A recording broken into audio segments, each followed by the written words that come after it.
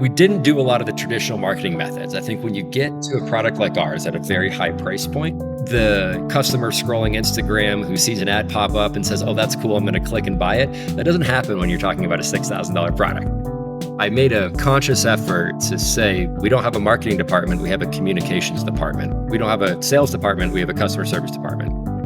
The best thing we did from a true sort of marketing perspective was one of the largest online retailers wanted to sell our bikes. I kept on telling them, like, no, we can't take you on as a customer. We need to focus on our existing customers. They didn't want to take no for an answer. They sent me a purchase order for like $980,000. And I literally printed it out and I held it in my hands. I just thought, am I going crazy to even like think that I could say no to this?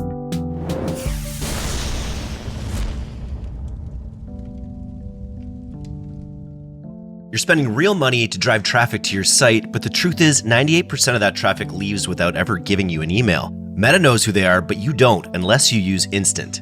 Instant helps brands identify anonymous visitors so you can send more abandonment emails, build stronger retargeting audiences, and actually recover that lost revenue. Brands like Fate the Label saw a 4.5x boost in their abandonment flows. Masco increased Shopify revenue by over 15%. Third Love, Toys R Us, and the Oodie, these are all massive stores that use Instant to see an average ROI lift of 11.2x. They'll even guarantee you a 4x ROI or your money back. It only takes 15 minutes to set up and you'll start seeing results fast. If you're serious about getting more out of the traffic you're already paying for, now's the time to fix it. Get 50% off your first month at instant.one/DTC. That's instant.one/DTC. Adam, welcome to the DTC Podcast. Really excited to dive in here. I'm an avid cyclist myself. Tell me a bit about your background in cycling and what brought you to Revel. Yeah, thanks, Eric. Great to be here. Yeah, I've been kind of a total bike nerd my whole life. I grew up in Alaska. Biking was kind of the first sport I got into that I felt like I was decent enough at it. So I kind of just got hooked. Started working in a bike shop as a kid. I had a little bike eBay business when I was like 12 years old, and actually did pretty well selling used bikes on eBay until I sold my first company. That was the best I ever did from a business standpoint. So I was kind of really into bikes from a young age as a kid. Got into the business side of things.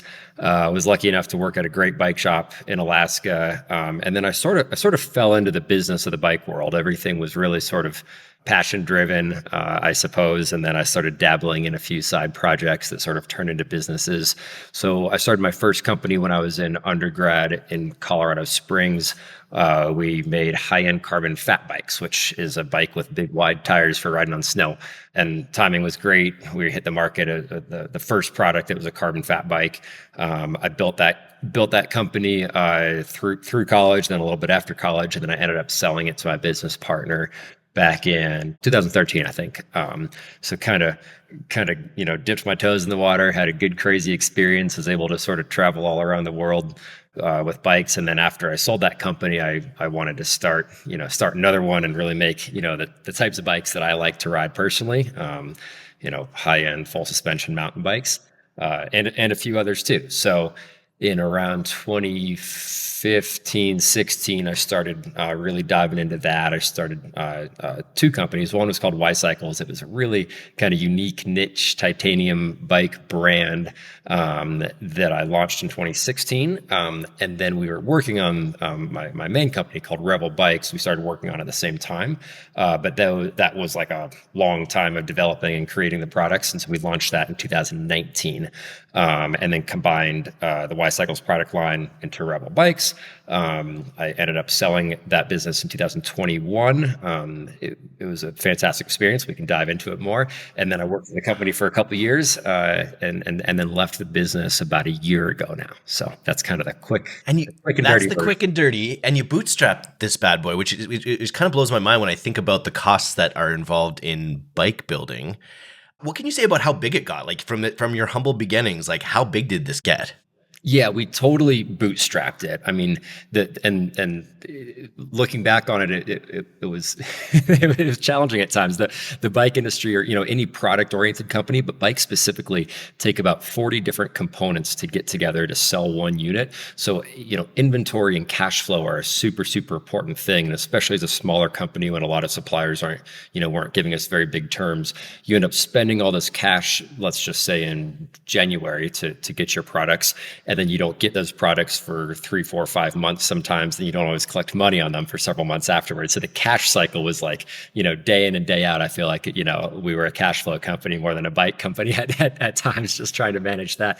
But we totally bootstrapped it. I took out I was lucky enough, I sold my first business for a little bit. So I was able to kind of get, put all of that into the business.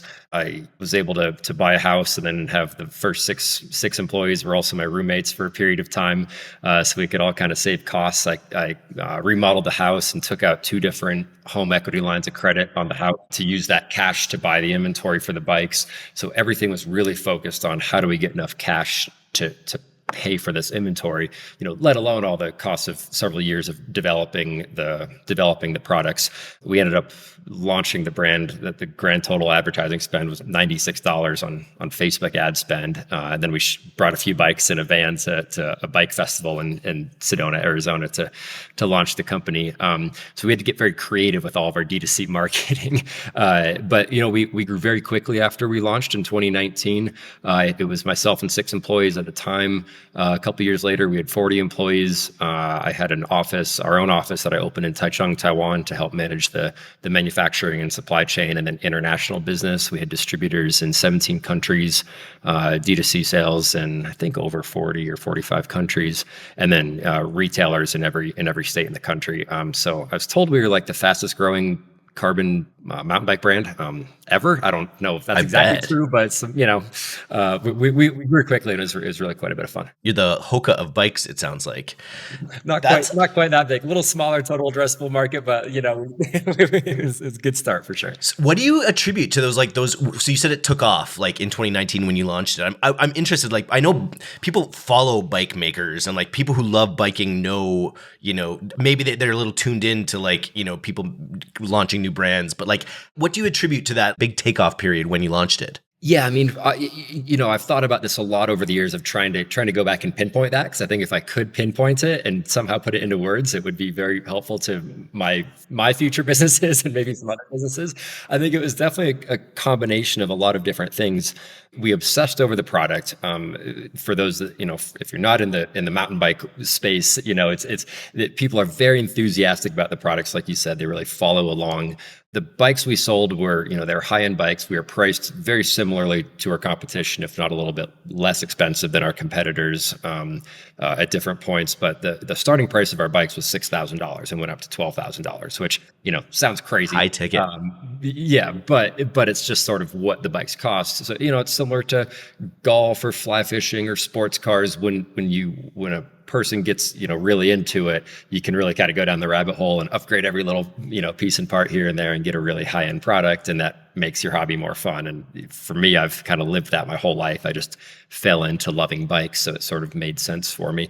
But I think a huge part of our success early on and through the years was sort of the authenticity and the storytelling. As I've listened to a lot of your other podcasts or read books on marketing or how to sell products, I almost feel like we didn't do a lot of the traditional marketing methods. I think when you get to a product like ours at a very high price point, the customer scrolling Instagram who sees an ad pop up and says, "Oh, that's cool, I'm going to click and buy it." That doesn't happen when you're talking about a $6,000 product. You can't convince someone in the moment just to buy it. So there's a very long sort of thought process and purchase process that goes into spending this amount of money on a bike.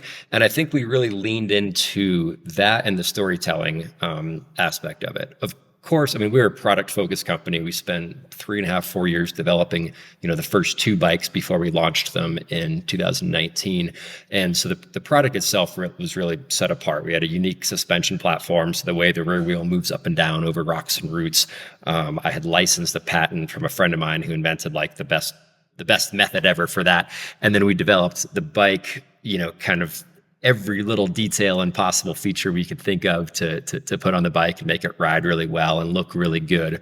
I think we did a great job at that. But when we were going in to launch the brand, I assumed we would be like 90% D2C and maybe one or two bike shops here and there would pick up the bikes. We'd sell a few at retail. And like, I couldn't have been more wrong. I think going into the concept that it's an expensive purchase, and 2019 wasn't that long ago, but it was still sort of a long time ago when it comes to like D2C sales and whatnot, especially on a higher end product like this. I realized, even though we sold quite a few bikes, or the first couple days, first couple hours after we launched, a lot of people still wanted to go into their local bike shop where they knew someone and touch and feel and see the product before spending that kind of money. So we certainly sold some products online, but we kind of accidentally went very heavy into retail for that first year or two, especially. And then the D2C kind of picked back up and actually started outpacing the retail sales fairly quickly. I think it's sort of just that consumer confidence. They finally read enough reviews and saw enough of those bikes on the trails and heard from their friends that they're good, that they're not going to spend $10,000 on the internet with some random company that just popped up and hope they get a good product. So I think your B2B game, just hearing this, like, to pinpoint it, one of the most successful engines I can see is that you got all these cool bike shop workers and owners, because they're like, you walk in a bike shop, it's like they're cool people working on bikes, and that they love certain bikes and maybe they don't love certain bikes. So you got a lot of those people to really like the brand and the product of Revel Bikes. Is that accurate? Totally. And, and I don't think we were super conscious when we were going through our, marketing plan, because me and one other guy that really did the kind of the marketing and branding side of it, Chris, great guy. We didn't like have a huge plan, or, I don't even know if we had a few notes scrawled out on a piece of paper of like what our plan was going to be. It was really, hey, let's show off these, amazing products that we worked really hard on to the world.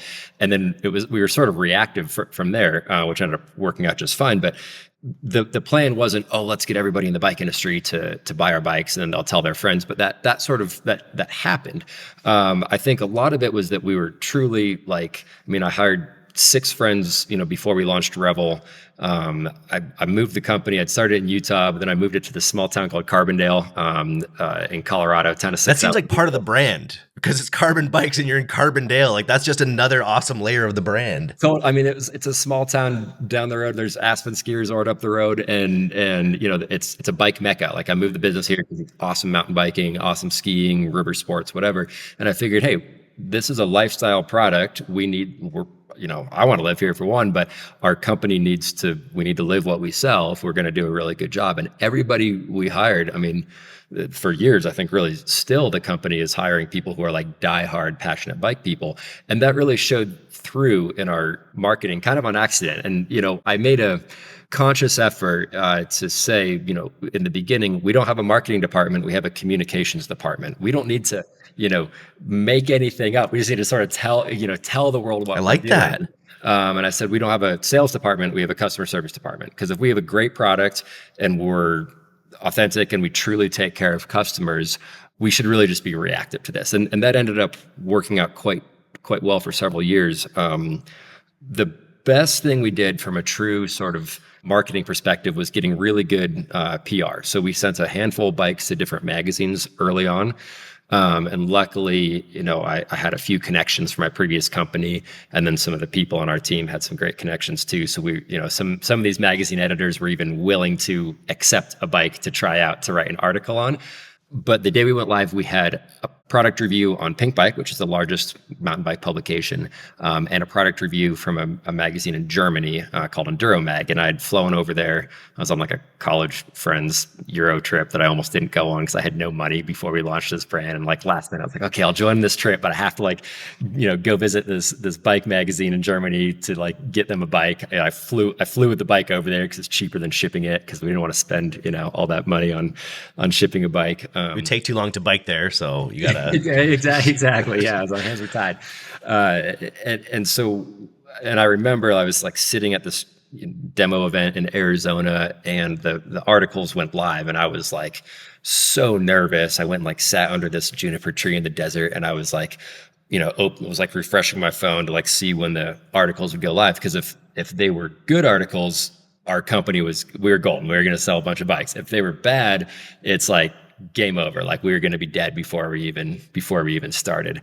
I don't think I slept a whole lot those couple weeks leading up to it, but I was like reading these articles on my phone, and like I just had this like huge feeling of relief. Like they're amazing reviews. It was like the bike's amazing, the bike's awesome, the company's awesome. This is like this refreshing new take on the mountain bike world, and it just checked every single box. And then it was like off to the races from there. Like our story resonated.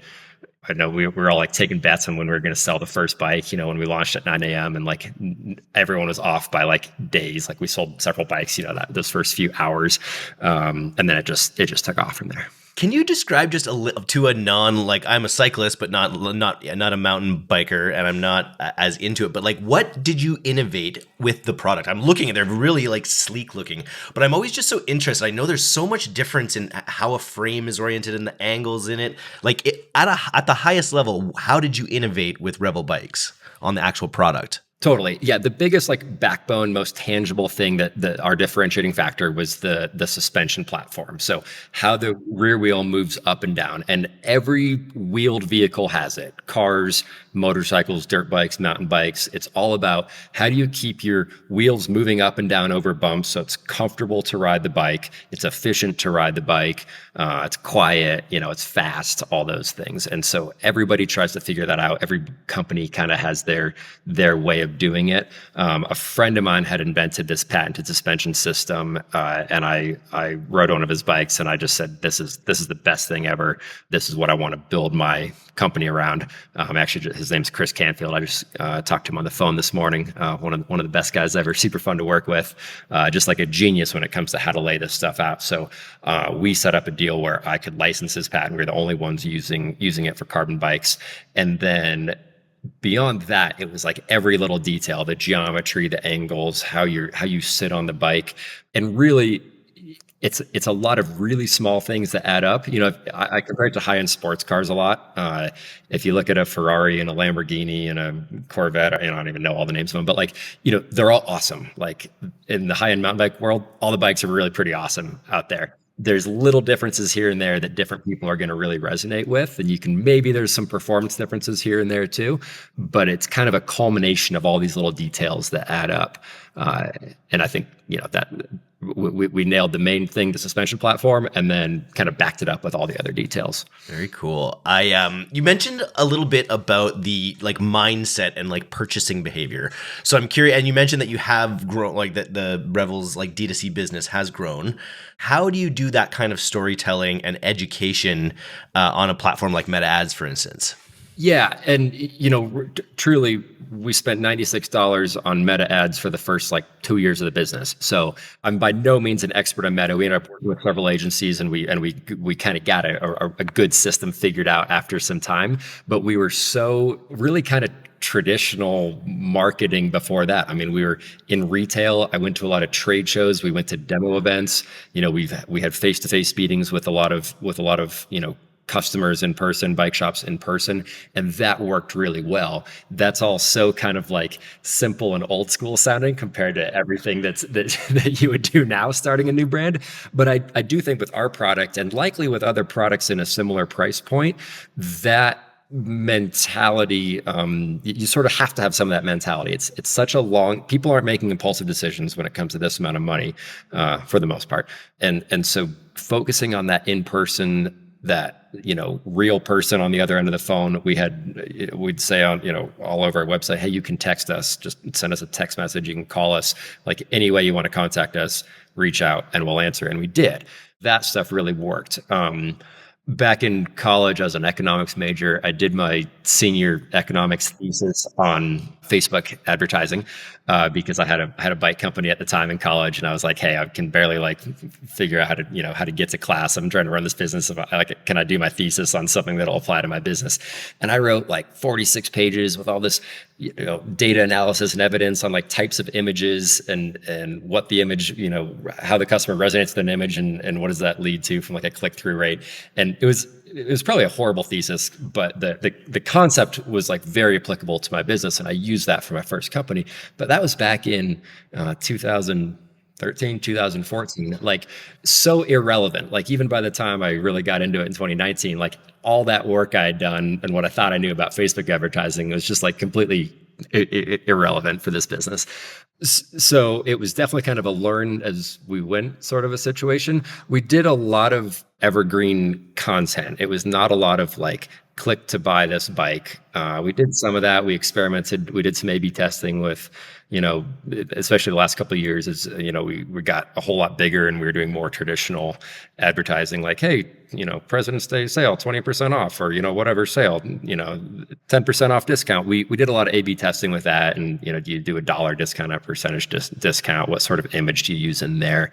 What's the call to action? It all kind of worked, but what really worked well was the evergreen content. If we had a third-party video review, that worked very, very well. So if it was like some of our retailers or athletes or magazines doing a product review video, if we could get those in front of people and do paid, promote those posts to targeted audiences, that worked well because it sort of helped feed people's thought process of, through the winter, they're thinking about what bike they're going to buy in the springtime. And a lot of people who are really into buying these high-end bikes will spend, many waking hours reading product reviews, watching YouTube videos, following, different athletes and whatnot on Instagram. And so the more we could just constantly fill those channels with authentic storytelling product reviews, the better it worked. The problem is it was very hard to measure that, which we sort of just had to embrace. You just have to see the top line grow.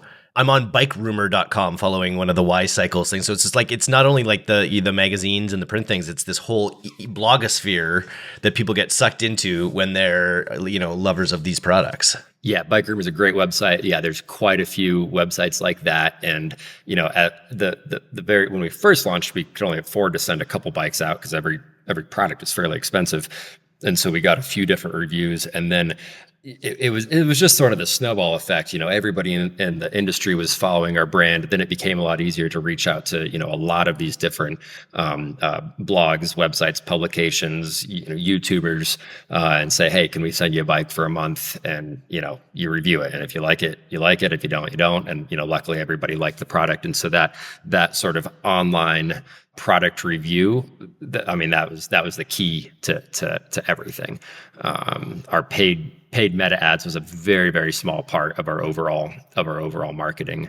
And really for several years in there, we were selling so many more bikes than we could produce. I mean, when I launched in 2019, it was myself and 6 employees. And then literally as I was driving back from this Arizona trade show, 12 hours in the car, I was like posting job openings. We need to hire more people. Like this is crazy. And so it was kind of like we went on a hiring spree after that. I moved the business, I think 4 or 5 times in those first few years, like just to a bigger warehouse. That's a big reason why we ended up opening this facility in Taichung. It was like, hey, we need a bigger global footprint so we can have enough physical space for these bikes, have enough space to build them, and then ship them to our customers. And then the tariff game, funny timing now that's all we're talking about. But the tariff thing was a big deal back in 2019, 2021 as well. So where bikes were assembled and shipped from was always a thing. But it was we were selling more bikes than we could produce for several years there, which is just a wonderful problem to have, obviously.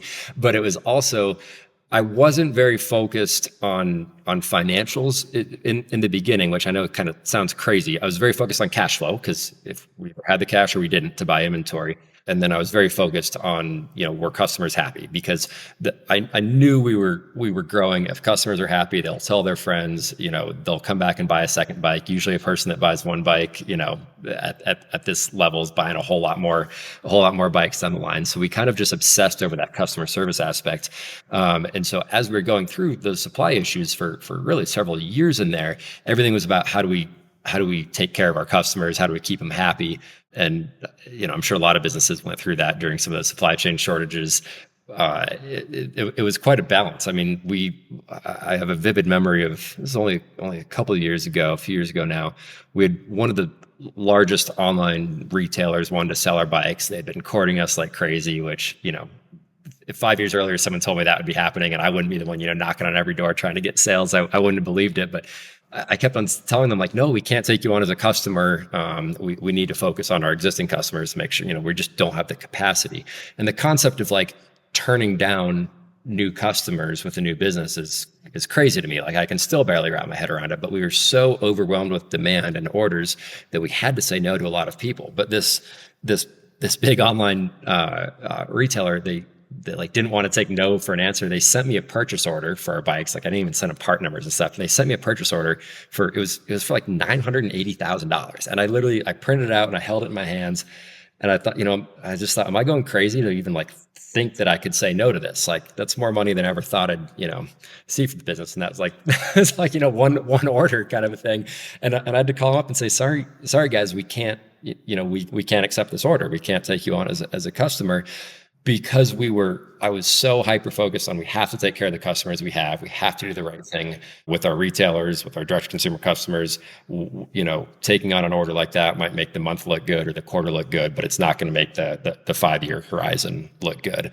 And I think that was always a challenge as we were growing, is how to balance always having enough money in the bank to pay everybody and to buy new inventory, but obsessing over the customer service side of things, because that's what I knew would build the brand to be something special and something that lasts a long time. And it paid off. You're one of the rare D2C podcast guests who is post acquisition. So congratulations on that. Can you walk me through was that something you were thinking about for a long time with the brand? Talk to me a little bit about how that came about and what went down.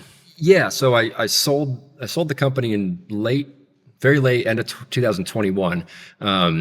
It feels like it was like last week, but I guess it was a few years ago now. We were doing so well. I'd spent from when I was like, my first real bike company was when I started when I was like 19 or 20 in college.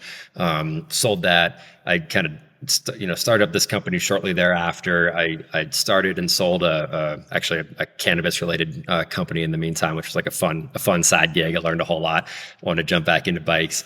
So I'd kind of, from a personal standpoint, I like starting businesses. Once they're at a certain point, I think the operating side, it wasn't necessarily in my skill set. I think, it got there a whole lot more, but it was, we were always, even when we were doing incredibly well, better than I thought the business would do in 20 years, let alone in 1 or 2 years, everything was so focused on cash flow. Just the way you have to buy the inventory, you have to invest in molds to create products 2 years before you're going to get the products there, which is 6 months before you're going to collect cash on it. Everything was this cash flow game. And I was so, we were top line was growing, EBITDA was growing like crazy. We were very successful by all financial metrics, but cash flow was always such an issue. My home had a couple mortgages on it. I had borrowed money, taken on 4 other investors to have enough capital. And I kind of always lived by the idea that the best time to ask for investment money is when you don't need it. As soon as you really need money and you're coming up against the timeline of you're gonna run out of cash, it's then that person sitting across from you at the over coffee they're in the driver's seat instead of you as the business owner. So I'd done well raising smaller amounts of money from a handful of investors earlier on with that mentality of, hey, you don't necessarily need it. This business is growing like crazy. If you want to jump in, let's go. And it worked out really well. Really, we were growing so fast that I knew that my, couple home equity lines of credit on my house and, my handful of smaller investors, I knew we weren't going to be able to provide the business with enough funding to grow to what it could. I mean, the Revel brand, the ship we were on had like so much more potential than we had, I think, from a pure cash standpoint. And then also from an expertise standpoint, like we were selling in all these different countries. Like, I was, for years, I had like a bag packed and I was home for, 50% of the year. I was like home for a few days. I grab the bag, hop on a plane to China or Vietnam or Taiwan for the manufacturing side. And then, home for a few days and hop on a plane to Europe for the selling side of things. And, it's absolute blast. But I was like, we need more expertise. Like this business could, we're already growing, hundreds of percents a year. this business could be 5-10 times the size in a couple of years, and I want to make sure we have the capital and the people to make sure that could happen. So I started the sales process very slowly, and it was actually really fun. It was kind of like a fun new challenge. Like, it was a challenge to like build and design and create bikes and figure out how to, market them and figure out how to do meta ads and all that. And then selling the business was like a whole separate challenge. And I actually had a ton of fun with it. Like, I, talked to all the kind of advisors, mentors, whatever that I could, asked a lot of questions, interviewed several investment bankers. I ended up hiring a fantastic banker out of New York City. And she helped me, just a ton. And then it was like super, like, it was just a different kind of business meeting and type of person. A lot of the bike meetings, I'm like wearing flip-flops, or like, we're going on like, bike rides with our customers. And then, when I was going through the business sale process, it was like, I think it probably helped that our company was based down the road from Aspen. We had a lot of people fly out in their jets, to like have an Aspen vacation and like, use this as an excuse to have a business meeting too. So, it was fascinating. Like, it almost felt like a dating life. Like, I was going like so many dinners. Tinder, like, swiping. Yeah, exactly. Like, these private equity companies would fly out here and like go out to dinner. I got to eat a lot of great meals up in Aspen. So many of them and I wasn't selling the business to like sell it and walk away that day. I was like selling it to, sell a large portion of my equity, but, bring on a partner I want to see this business grow. I want to be 95 years old someday and say, I started that company and it's awesome. And, that was kind of my goal. So I want to make sure this group could help the business grow.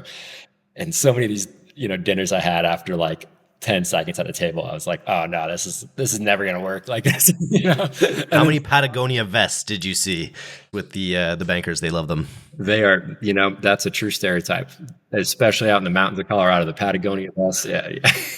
So how did you find your Cinderella? How did you find your Prince Charming in the ugly stepsister world? Yeah, I mean, it was a ton of meetings. It was a ton of these in-person meetings. They flew out here, I flew out there. We, all that stuff. It really was kind of fascinating to meet all these finance groups. And I had spent a lot of time in that world. I'd raised money. I brought on, I don't know, 10 or 15 investors over the years with my different businesses, but way different than, a private equity or family office type things. So it was fascinating to, go to New York City and have business meetings. Like, I was, running this bike company in the mountains of Colorado. Like, it was two very different worlds, but a lot of people like bikes, and the business was very good. So it made the conversations, pretty fun. I kind of narrowed it down to a handful of groups that I thought were good. The group I ended up going with, called Next Spark, small family office based in Cleveland. The main guy who started it had done very well for himself, was a passionate biker, and everything just sort of lined up well. So made the decision to go with them. Jumped into the due diligence period, which everybody told me, due diligence when you're selling your company is like the worst thing ever, and it's so difficult. And I was really, through that process, I was like super proud of our team. Like, our company was very like organized and very focused on, in the bike world and outdoor industry space, not everybody's super business focused. A lot of it's purely passion driven and not business. And we were, I think, a good combination of like a passion driven company, but hey, let's do this right. Let's run this company really well. And so due diligence was like easy. It was just like everything went great. There's nothing came up. No skeleton, no bodies buried.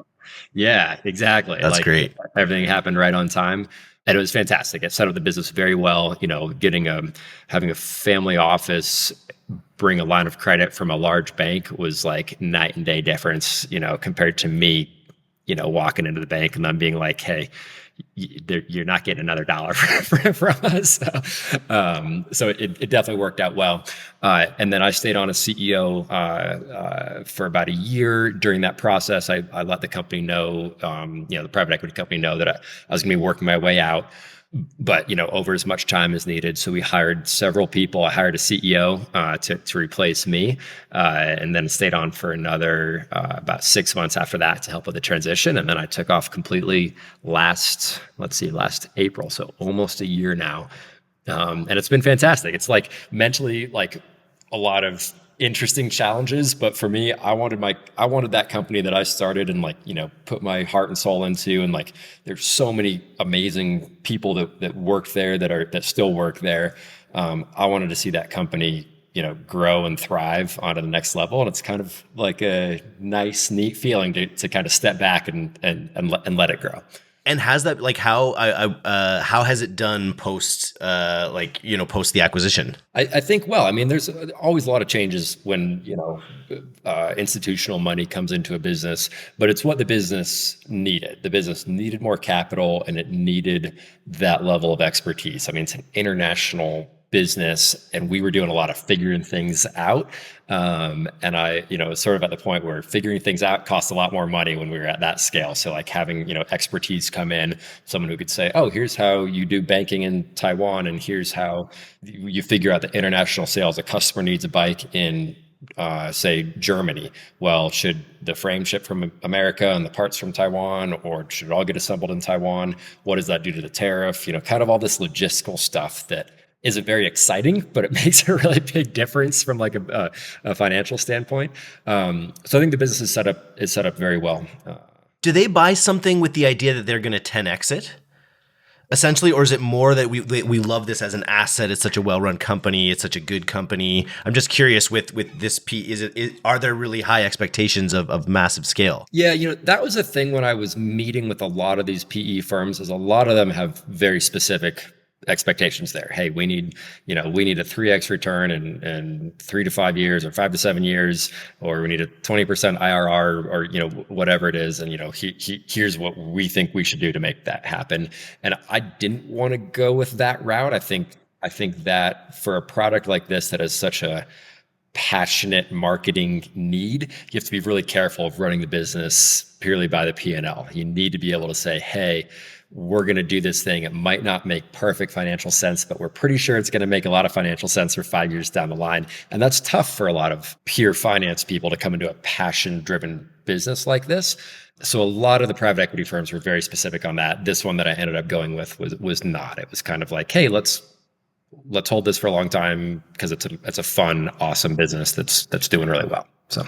And then what was it like hiring your replacement? Did you find someone great? Were they just as passionate about mountain biking as you? Yeah, the CEO's name is Ben. He's fantastic. It was actually like really fun because I was like, I think mentally I was ready to say, I started this. I built this team of awesome people. Most of them are still there. And to me, like I sort of set the mindset of like my biggest reward is if I can leave this company and see it really grow and be successful. I didn't kind of have that specific ego of like, I need to be the one in charge. No, for sure. Yeah. To be successful, which made it fun. But I mean, hiring a CEO is like, it had its host of challenges. I interviewed a lot of people and it was tough. And then I hired Ben as COO with the intention of, hey, I thought it might be a year or something until I was ready to give him the CEO title and me to step back. And like 3 days into the job, I was like, wow, this guy's fantastic at this job. Like this is going to happen a whole lot sooner. So I made him the CEO a lot sooner than expected. And then I stayed on for a while just to help with the transition. And it went great. I mean, it was, people the bike world's unique. It's a passionate industry. I've probably used that word passion way too many times, but when people care, they care. And I think that level of caring and really caring about making a great product all the way down to how the customer feels about that product, even years after they bought it, everybody is on the same page there. I think it's a recipe for success. And it's such a complex product. There's so many pieces that go into it, and it's lifetime, right? It has a real lifetime with a user. It takes on its own, life basically as a product. Totally. And people are like, and I talk about this with our customer service team before we ever call it a sales team. Like customers will call, and if this bike is like, for a lot of people, the biggest purchase of their life is a house. The next biggest is a car. And then the next biggest could be a $12,000 mountain bike. And if it's someone's main hobby, outside of work and outside of family, the main thing they spend their time doing, there's a very outsized feeling and emotion attached to that product compared to a different different any material product that someone buys. And so really putting yourself in those shoes and understanding how that customer thinks and feels about their bike, whether they want to get it early because they're going on a bike trip to Moab and it's their vacation they've been planning for a year or whatever it might be, like putting yourself in those shoes. And so many of our employees came from the bike shop world and maybe didn't have like a super traditional resume, but I found that someone who had worked in a bike shop, who had interfaced face to face with a customer, who was, asking those questions, what do they think about, those people that could really put themselves in the customer's shoes were far and above the most successful. And kind of that service first, service oriented thing, doesn't sound that fancy compared to like a lot of really tangible, tactful marketing things. And it's almost a little bit cliche, but it worked really well for our business. And it's something I was really proud of our team for doing well. Super cool. Well, big congratulations. You're now out of the business. Do you feel like a postpartum a little bit with it, or a loss of your purpose or identity, or what? And then what are you focused on now these days? 100%. It's like, any expectation I had before I left the company, it was like blown out of the water. It's a little bit bizarre to go from like 200 miles an hour every day and like, waking up, the first thing you think about is like you grab your phone, you start answering emails in the morning, like, going from like any of the other founders or, people in the business world listening to this fully understand, going from that to just like, oh, now I don't go into work in the morning. Absolutely bizarre. It's been good though. I kind of told myself I'd force myself to be chill for a little while. I've gone out skiing and biking more days than I have in like the last several years combined. But I have my hand in a few different projects. I got a few things in the works now, and it's like I'm like itching to get back into that world now, which is good. So I think forcing myself to like spend time out in the mountains was probably a really healthy thing. But like now I'm ready for whatever's next. You don't have to answer this, but do you have limitations like from the contract or from the acquisition about not being competitive? Yeah, I have some standard stuff there, but it's actually not a whole lot longer, and it's all good. Super cool, man. How many bones have you broken from mountain biking? I feel like that's the real question. The most important question of the day, right now. I haven't done it very much. I just have so many friends. I have a friend who did it for his like wedding, his like a bachelor party or something, and like half of the people broke their collarbone or something. That's I was at a wedding last summer, and like we had this big bike day for the wedding, and everyone was like, no one can let the groom crash. Like we got to ride slow. Like this nice. And everybody has like a little blood on their shoulders at the wedding. I've broken a handful of bones. That's nice. That's comes with the territory a little bit. Yeah, exactly. Nice. Like, well, you've come out on top. Thanks for being a shining example for the D2C world. I'm excited for what you do next. If people want to follow your journey, are you on any of the business media platforms like LinkedIn? I'm on LinkedIn. I don't do a lot on there, but I'm on LinkedIn. It's Adam Miller, and then my Instagram is adam.miller907. So feel free to follow me there. Hit me up anywhere. Nice, man. Well, thanks for coming on the DTC podcast. This was awesome. Thanks a lot, Eric. I appreciate it.